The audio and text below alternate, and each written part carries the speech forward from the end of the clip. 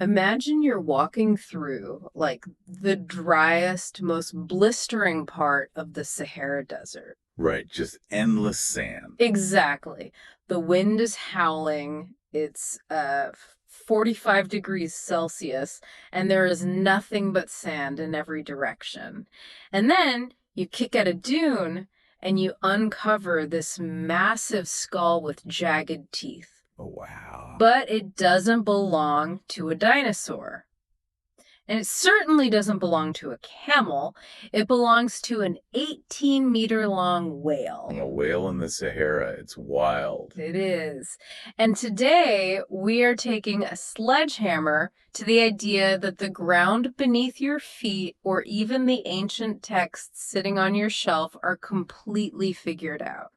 We assume that when we look at a barren landscape or an ancient script that is just, empty, a void. Right, but you just need the right software to read the data, which is what makes our stack of sources for this deep dive so compelling. Oh, absolutely. We're looking at a documentary detailing the hidden geological and human history buried right beneath the Sahara Desert. And alongside that, we have this fascinating interview with Ghazi Rakiet. The film director, right? Yeah, he's an acclaimed 28-time national award-winning Bangladeshi film director.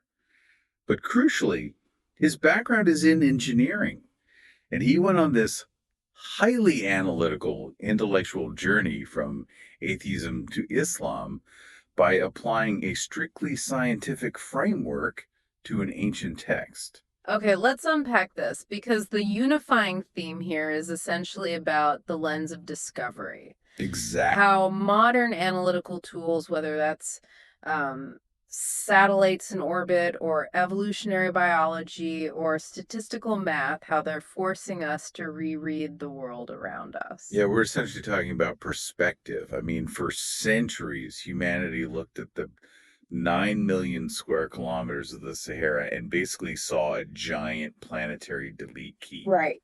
You wander in, your history gets erased. Exactly. But in 1965, that lens shifted dramatically.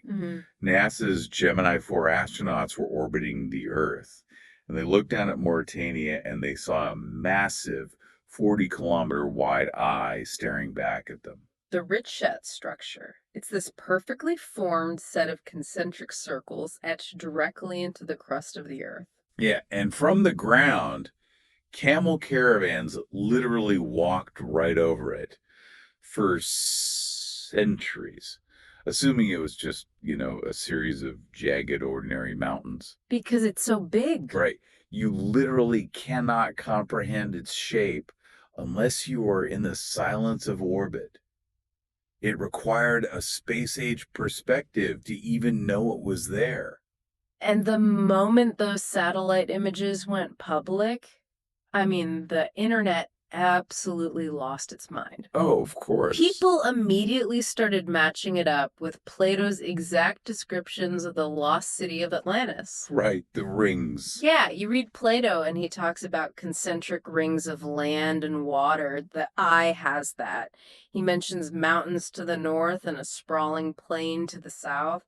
The eye has that too. It's a crazy coincidence. Even the 40-kilometer diameter matches Plato's ancient measurements perfectly. It feels like we found the sunken city just sitting out in the open, completely dry. It's a beautifully compelling narrative. We crave that kind of mythological validation, but mainstream geologists look at the Richat structure and see something fundamentally different. They ruin the fun. Yeah. That's what they do. Well, they don't see the architecture of ancient gods. They see the mechanical architecture of the planet itself. It's essentially a massive planetary pimple. A pimple! Wow! Way to ruin the romance of Atlantis. I know. But the mechanics of it are incredibly dramatic on their own. Millions of years ago, a giant bubble of magma from the Earth's mantle pushed upward. It strained against the surface, bulging the sedimentary rock layers into this massive dome. But it never actually erupted into a volcano, right? Exactly. It just hit pause before the grand finale. It cooled and solidified underground. And then what? Then nature's sculptors take over. Wind and water spent hundreds of millions of years grinding away the top of that dome. And since different types of rock erode at different The speeds, harder rocks stayed up, right? spot on. Yeah. The harder rocks, like quartzite, stayed up as high ridges, and the softer rocks hollowed out into valleys. What you're left with is a mechanical trick of nature. It's an open book cross section of the Earth's crust, literally a geological dartboard.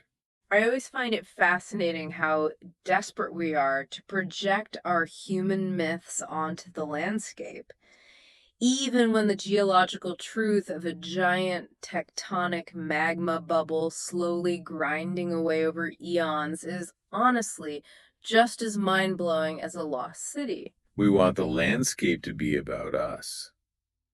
But the Earth's narrative operates on a time scale that makes human history look like a rounding error. Yeah. The Eye of the Sahara shows us the Earth's shifting crust, but digging just below the surface shows us its shifting climates. It proves that environmental stability is a complete illusion. Which brings us back to that whale in the desert, Wadi al Hitan, the Valley of Whales in Egypt. You are standing in a scorching furnace of a desert, brushing away dirt, and you find a basilosaurus. Yeah, an apex predator from 40 million years ago. Right. And when paleontologists finally cleaned the sand off these massive snake-like skeletons, they found a holy grail of evolutionary biology. They found legs. Yeah. These specific whales had hind legs. They had knees, ankles, and toes. That visual is just so hard to process. A whale with knees? It really is. But it is the smoking den proving that whales were once land-dwelling creatures. They likely resembled modern wolves or hyenas. And over millions of years, they made the evolutionary transition back to the sea to exploit rich food sources. But to find a pack of wolf whales in the Sahara means the Sahara wasn't always a desert. No, not at all. 40 million years ago, North Africa was the bottom of the Tethys Ocean. It was a warm, tropical Eocene resort full of mangroves and shallow lagoons. Wow. When you walk through Wadi al Hitan today, you aren't just walking on sand. You are literally crushing fossilized coral reefs and seashells beneath your boots. Think about that. Think about the ground beneath your feet right now. To you, the listener, whether you are walking your dog or driving to work, what was that exact spot 40 million years ago? Right. Was it an ocean floor? A volcanic ridge? We walk around with such recency bias. And that bias blinds us to how fast things can actually change. I mean, we don't even have to go back millions of years. Look at Taslan Azure in Algeria. Oh, yeah, discovered in 1933. Right. It's this stone forest of sandstone pillars. And the canyon walls there are covered in thousands of high-definition rock paintings depicting a vibrant aquatic world. Hippos, giraffes, massive reed boats filled with people in a place that has been bone dry for 5 millennia. Exactly. And the paintings aren't just of hippos. There are these eerie 6-meter tall round head figures that look exactly like modern astronauts in spacesuits. Yeah, ancient alien theorists have a field day with those. Oh, I bet. But science offers a much more grounded but equally massive explanation, doesn't it? It does. It's rooted in what we call the cosmic pendulum. The Earth doesn't spin perfectly smoothly. It wobbles on its axis, very much like a slowing toy top. Okay. This wobble is called precession, and it shifts the Earth's tilt over a roughly 20,000 year cycle. So the physical wobble of the planet literally drags the weather systems around. Precisely. It dragged the tropical rain belt north. Just 5,000 to 10,000 years ago, the Sahara was a green Eden. It had a massive body of water called Lake Megachad, which was larger than the modern Caspian Sea. That's insane. But around 5,000 years ago, the cosmic pendulum swung back. The climate collapsed with terrifying speed. The rain stopped, the vegetation died off, and the lakes evaporated into salt flats. So the people living in that green Eden suddenly found themselves in a literal climate apocalypse. They had to run. Yeah, the refugees fled east to the only reliable water source left, the Nile River. Which implies that the entire Egyptian civilization, the pyramids, the pharaohs, the complex society, was likely birthed by climate refugees desperately trying to recreate the paradise they lost to the sand. It's fascinating. The desert is just this layered diary of shifting realities. Once you apply the right analytical tool, whether it's paleontology or orbital mechanics, a landscape you thought was empty suddenly reveals this incredibly complex architecture. And that concept that you can look at something you think is fully understood, apply a new analytical tool, and completely flip your worldview well, that brings us directly to our second source. Right, the interview with Ghazi Rakayet. Yeah. And just to be extremely clear for you listening, we are strictly impartial here. We are not taking a religious stance or endorsing any specific theology. We're just exploring his intellectual journey and his claims about the text as a fascinating piece of source material. Absolutely. Because what's interesting is watching an analytical, atheistic engineer apply a strictly scientific framework to an ancient text and seeing what he found. Exactly. So, Ghazi Rakayet, he is a heavyweight in Bangladeshi cinema, but his academic foundation is engineering. Right. He graduated from BUET, which is a premier engineering university. So he was trained to look at the world through math, structures, and observable physics. But he experienced a really profound personal tragedy.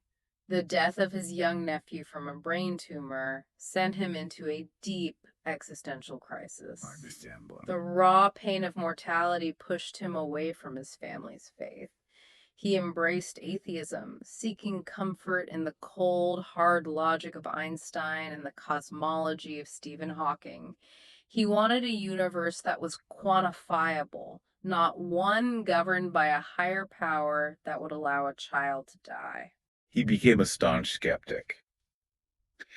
And he eventually decided to read the Quran in Bengali translation, specifically the highly regarded translation by Justice Habibur Rahman. Right. And his explicit intention as an engineer was to read it, find the scientific errors, and validate his atheism once and for all. But here's where it gets really interesting. Yeah.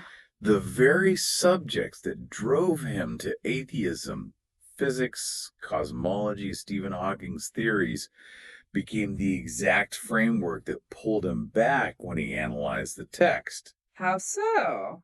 Well, he started noticing textual claims that mirrored modern astrophysics in ways he couldn't easily dismiss.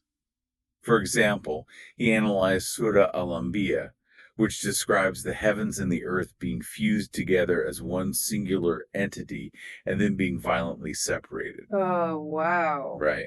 To his engineering mind, this was an unmistakable description of the Big Bang singularity. And it didn't stop at the origin of the universe either. He noted that the text later describes the heavens eventually being rolled up like a written scroll. Rakayet instantly connected this to Stephen Hawking's Big Crunch theory. The idea that the universe won't just expand forever, but will eventually run out of momentum, gravity will take over, and everything will collapse back in on itself into a singularity. He also zeroed in on verses stating that the sun has its own distinct orbit. And initially, He scoffed at this. He even recounted a debate with a colleague where he insisted that the Earth orbits the Sun, but the Sun is stationary at the center of our system. I mean, most of us learned that exact model in high school science class. The planets move, the sun stays put. So when Rakayet saw this text claiming the sun was moving, he must have thought he found the ultimate scientific error. Until his research led him to the discoveries made by the Hubble Space Telescope. Right. Hubble proved that our sun is not stationary at all. It is hurtling through space at roughly 500,000 miles per hour, orbiting the supermassive black hole at the center of the Milky Way galaxy. It takes about 230 million years for our sun to complete one orbit, doesn't it? Exactly. So, finding a 1400-year-old text aligning with post Hubble astrophysics created a massive paradigm shift in his thinking. But because he's an engineer, thematic overlaps just weren't enough. He wanted to look at the math. Of course he did. He started digging into the numerical atoms of the text, much like geologists drilling core samples into the earth. He broke down the structure of the entire book. 114 chapters, over 6,000 verses.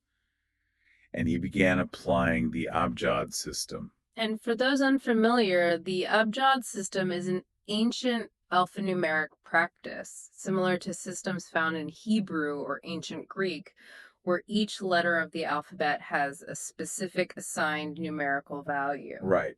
Before the widespread use of Hindu-Arabic numerals, people used letters to represent numbers. And the mathematical correlations he extracted are wild. The standout example he gives is about iron. In the text, the chapter titled Al-Hadid, which translates to the iron, is chapter number 57. Now, he took the word Al-Hadid and calculated its Abjad numerical value. It equals exactly 57. Matching the chapter number perfectly. Exactly. Yeah. Then, he took just the word Hadid, meaning iron, without the definite article the. The Abjad value of Hadid is 26. And just to make sure we're all on the same page with high school chemistry, why does 26 matter? Because on the periodic table of elements, iron's atomic number is exactly 26. Yep. That's the specific number of protons in its nucleus that makes it iron. And the math goes even deeper. Iron has multiple isotopes in nature. Isotopes are basically different weights or variations of the same element depending on the number of neutrons. Okay. If you take the 4 stable isotopes of iron found in the universe, their atomic mass numbers average out to approximately 57. Wow. So you have chapter 57, an Abjad value of 57, an average isotopic mass of 57, and an atomic number of 26, all structurally aligning. Plus, the text explicitly states that iron was sent down to Earth. It wasn't formed here, which modern astrophysics confirms. Right, the Earth doesn't have the heat or pressure to create iron. The heavy iron in the Earth's core was forged in the hearts of dying stars during supernovas and literally delivered to our planet via meteorites during its formation.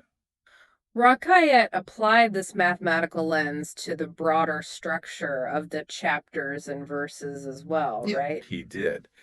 By dividing specific structural numbers in the text, like taking the total number of chapters and dividing it by certain verse counts in specific locations, he claims to repeatedly hit the golden ratio, 1.618. A golden ratio. Yeah, that ratio is famous in mathematics, art, and nature for representing structural perfection.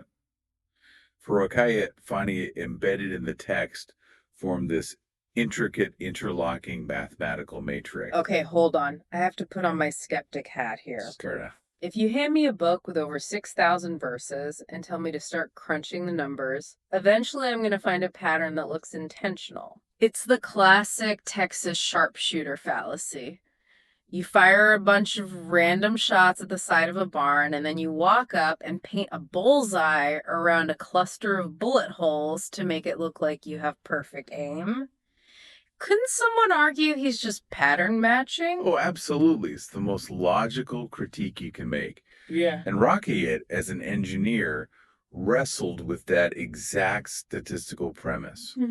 But for him, it wasn't about finding one or two loose connections. It was the volume of them. Exactly. It was the sheer density of alignments. The astronomical claims matching Hubble, the chemical claims matching the periodic table, and the mathematical claims hitting the golden ratio. Yeah. Stacked on top of one another, they crossed a statistical threshold for him. It went from coincidence to what he perceived as an undeniable, deliberate architecture. Yes, it completely transformed his worldview from atheism back to faith. It fundamentally shifted his philosophy. He developed this idea of the 99 versus the 1. He realized that human intellect, our science, our greatest engineering feats, that's the 99. It's incredibly powerful, but it has a hard limit. It can never reach 100 on its own. It requires acknowledging a higher order, the 1, to find completion. It's a profound realization about human limits. And if we connect this philosophy, the dangers of human arrogance and believing our engineering can solve everything back to our first source, well, the Sahara Desert offers a very dark, physical warning about what happens when the 99 tries to conquer nature without respecting the larger system. Let's go back to the sand, because the director's warning about human limits plays out perfectly with the Garamantes Empire. It really does. For decades, historians thought the Central Sahara was just empty space, sparsely populated by a few resilient nomads. But in 2011, satellite imaging pierced the sand in southern Libya and found the ruins of over 100 heavily fortified settlements. Massive castles, sprawling cities. Yeah. The ancient Romans wrote about the Garamantes, basically dismissing them as desert barbarians. But satellite imagery and modern archaeology revealed they were actually brilliant, highly organized engineers. I mean, they managed to turn the harshest desert on Earth into a blooming garden. They were growing wheat, grapes, and figs in a region where not even a camel thorn survives today. But how do you grow grapes in a furnace? There's no rain, there are no rivers. They built something called the Foghora system.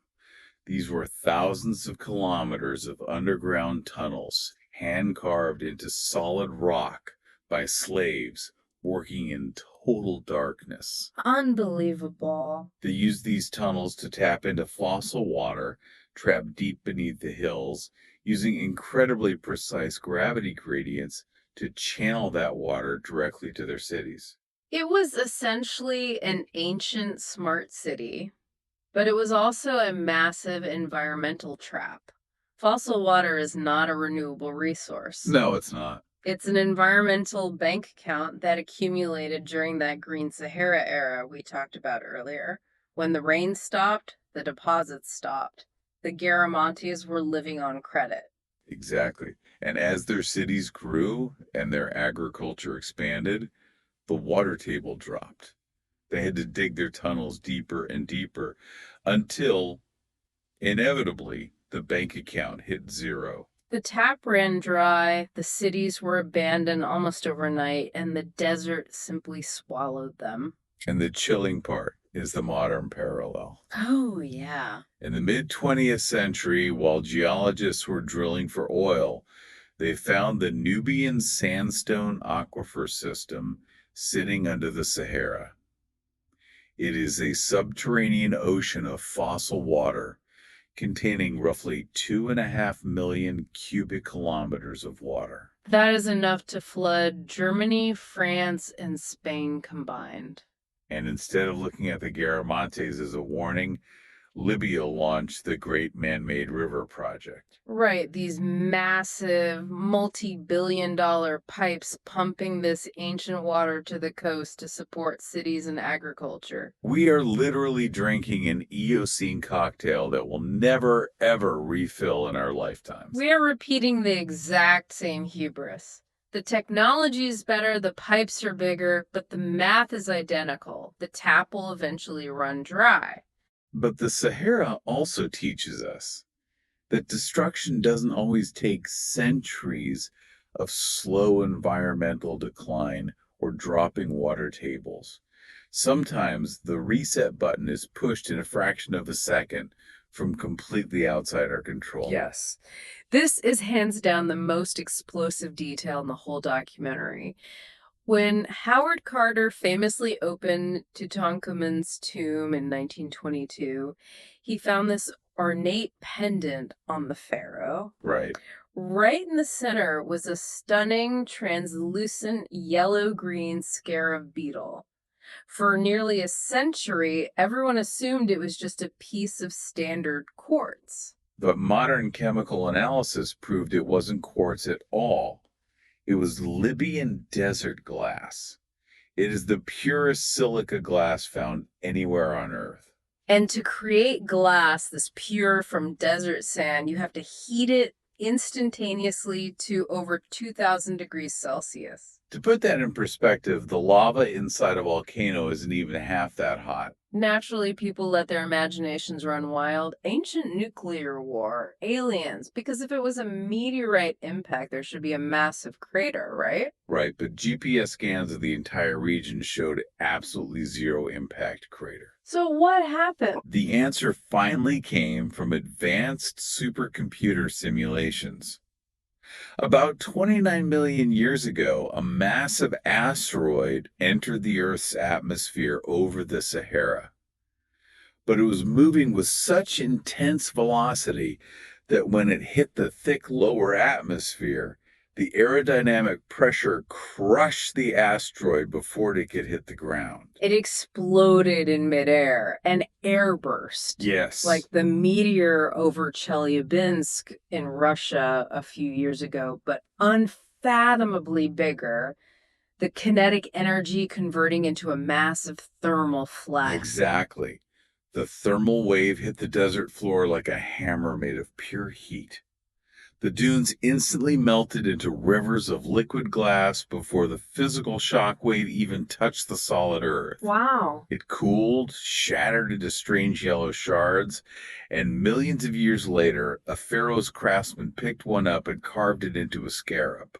They were completely unaware they were holding the frozen 2,000-degree aftermath of a cosmic apocalypse.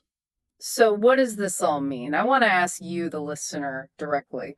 Are we today, with all our cloud servers, satellite networks, and artificial intelligence, really that different from the empires buried in the sand? It's a sobering question. Are we just the Garamontes with bigger pipes, blindly draining an environmental bank account that's about to hit zero? If we synthesize everything we've explored today, the overarching lesson is remarkably consistent. Whether it's a brilliant engineer discovering atomic numbers and astrophysics hidden within the mathematical structure of a 1,400-year-old text. Or satellites revealing ancient sea monsters and lost empires beneath an ocean of sand. Exactly. Human knowledge is incredibly fragile. The universe is infinitely more complex and far more layered than our immediate senses or our current technologies suggest. We look at the surface of the world and we arrogantly think we know the whole story. We think the hard drive is empty. We think the desert is just sand. But the data is always there. It's just waiting for the right tool or the right perspective to decode it. Which leaves us with a final, lingering thought. Think about all the data we are producing right now as a species.